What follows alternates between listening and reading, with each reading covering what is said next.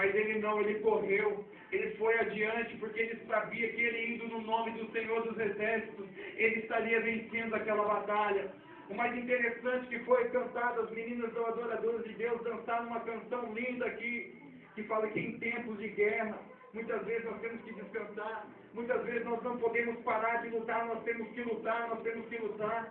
Mas quando os soldados eles pegaram ao Senhor Jesus Cristo, Pedro automaticamente já pegou a espada e foi, passou e cortou a orelha daquele homem. Jesus não permitiu que ele continuasse na batalha, porque era tempo de descanso. Nas nossas vidas, muitas vezes, em meio à batalha, é momento em que nós temos que parar e analisar o nosso adversário, e olhar o ponto fraco do nosso adversário para que nós possamos estar jogando a pedra. Aquele homem era gigante, estava com um escudo, estava com um lance, estava com tudo a mais ali para tentar derrotar Davi, mas apenas com a pedra ele derrotou aquele gigante. Mas isso aqui, meus amados, é só apenas uma introdução da palavra que Deus colocou no meu coração nesta noite, porque cada um de nós que estamos aqui, pode ser que nós estejamos com o coração ferido, por uma traição de família, por uma traição de amizade, com o coração ferido, porque parece que Deus não está escutando as nossas orações, que parece que Deus não tem escutado o nosso clamor, que parece que Deus ele não está atento com os olhos dele abertos para estar olhando a nossa situação no dia a dia. Mas eu quero te dizer uma coisa, que o manto significa um algo de honra. O manto ele significava no Antigo Testamento a honra, a dignidade. As moças que elas ali eram moças virgens, essas moças elas usavam um manto sobre as costas dela, que era todo colorido, uma roupa tecida pela mãe ou pelo pai, para mostrar que aquela moça era pura, que ela era digna. Mas eu não vou falar aqui do pecado, do erro, de fornicação, não. É porque Deus nesta noite vai derramar do manto dele, a proteção dele sobre a sua vida. Você vê aqui nesta noite para você se apoderar da presença do Espírito Santo na sua vida e ter uma cobertura espiritual e ter uma proteção divina sobre a sua vida. Então nenhum chegará contra ti, porque a partir de hoje, além do Espírito Santo te fortalecer, porque a palavra de Deus diz que eu e você somos templo, ou seja, morada do Espírito Santo, e a partir disso o manto do Senhor estará estendido sobre mim e sobre você. Há uma jovem chamada Tamar, filha de Davi. Esta jovem, pelo que a Bíblia diz, era uma jovem de bela feição, uma jovem de boa aparência, ou seja, uma jovem muito linda. O irmão dela, filho de Davi, com o nome de Amnon, esse homem ele ficou enfermo porque ele se apaixonou pela própria irmã, que está lá escrito na palavra de Deus. Esse homem ele se apaixonou pela própria irmã de maneira tal que um servo dele falou para que ele viesse fingir que estava mais doente ainda e se deitar na cama e dizer para que a irmã dele viesse a preparar um bolo para ela e para ele estar comendo. E no momento em que ela foi até o quarto dele, aí então ele pegou essa moça e a violentou essa moça, ou seja, ele a estuprou. Aí então o que aconteceu com essa moça? Que ela sim usava aquelas vestes sobre a vida dela, porque ela era uma moça digna, uma moça pura. E essa moça ela perdeu a dignidade. Automaticamente essa moça ela teve que tirar aquelas vestes de sobre a vida dela, porque ela havia perdido a dignidade. Mas eu quero te dizer uma coisa, não estou dizendo aqui a dignidade em relação ao ato do sexo, não. Estou dizendo aqui que muitas vezes nós que servimos a Deus, nós perdemos a nossa dignidade muitas vezes porque pessoas de todas as maneiras tentam nos humilhar. Pessoas de todas as formas tentam nos colocar para baixo, porque é o diabo tentando de todas as formas, de todas as maneiras fazer com que eu e você venhamos parar em meio à caminhada.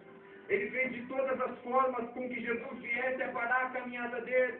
Ele usou aqui, a palavra diz que no versículo 3, capítulo 22, entrou porém Satanás em Judas, que tinha por sobrenome Iscariote. Em todo momento, a todo instante, Satanás tentou fazer algum tipo de plano para matar aquele homem chamado Jesus, o nosso rei. Mas houve um momento em que Jesus Cristo pregado naquela cruz, a cruz não é o fim para nós, meus amados. Jesus pregado naquela cruz, levado naquele madeiro, já todo ali humilhado, foi açoitado, passou por muita humilhação por amor a mim e a você que está aqui nesta noite. Naquele exato momento em que ele estava lá naquela cruz, ele estava não pensando naquele momento, porque ele foi levado ao matadouro como ovelha muda. Ele estava calado, mas ele estava em pensamento, pensando hoje, nesse dia de hoje, que eu e você estaríamos aqui para bendizer e adorar o nome dele. E aí então o Espírito Santo nos conduz aqui hoje para aprender dessa palavra. E aí então quando ele chega na cruz, aí então Satanás começa a ficar todo feliz porque conseguiu finalizar o plano dele de matar o Rei dos Reis, o Senhor dos Senhores. O Rei dos Reis e Senhor dos Senhores não é por causa dos reis aí estabelecidos em outros governos. Rei dos Reis, Senhor dos Senhores, porque eu e você, pelo que diz a palavra de Deus, Ele nos constituirá reis, sacerdotes, Senhor de todos os senhores nesta terra. Quando a palavra de Deus se trata Rei dos Reis e Senhor dos Senhores, isso significa porque nós somos príncipes e princesas, dispostos a herdar o trono do Senhor, dispostos a estar no trono do Senhor para herdar o reino dele. Aleluia, Jesus. Aí então Jesus crucificado, no momento ali que ele entrega o Espírito dele a Deus, aí então Jesus vai até o inferno para tomar a chave da morte do inferno. E não é o fim, porque Jesus ficou 3 dias ali, mas ao 3º dia ele ressuscitou e herdou o reino de Deus. Não é o fim, a cruz para mim e para você que está aqui nesta noite. A cruz é só o começo de uma nova história.